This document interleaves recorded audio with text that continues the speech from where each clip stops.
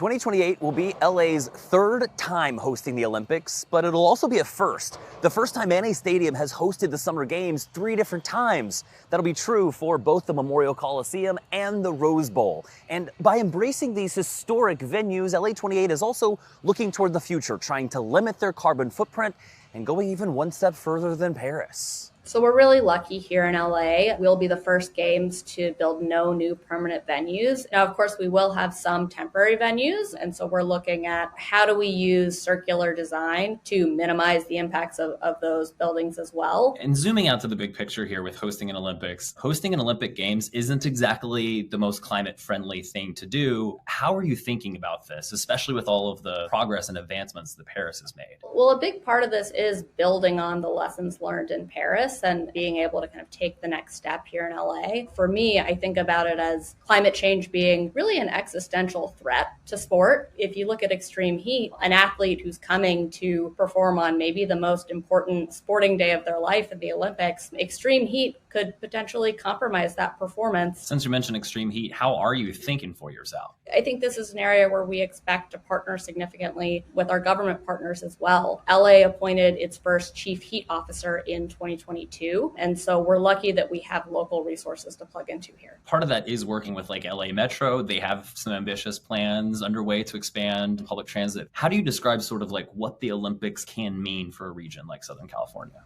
We like to think of ourselves as a catalyst. There's a lot of work, on transit specifically that we need to get done that will improve the public transportation system in LA. And the games can act as a catalyst to help accelerate them, but also to see if we can help people integrate transit into their daily lives. When we just think about the reputation of Los Angeles, that might be a tall mountain to climb. It is, yeah. I think the flip side of that is that there's a lot of opportunity. How do you think sports and athletics and the Olympics specifically can actually be a force for good in the context of climate change and climate action? Yeah, it's a good question. For us, California's environmental leadership provides a really strong foundation on which to build a sustainability program. But ultimately, I think our power is our platform, our ability to bring people together to inform and engage around sustainability. To me, that's really the unique power of the Games, and we absolutely want to leverage that. This fall, we'll get a report card from Paris 2024 about how well they did at meeting their climate goals. And then early next year, we'll get a detailed plan from LA28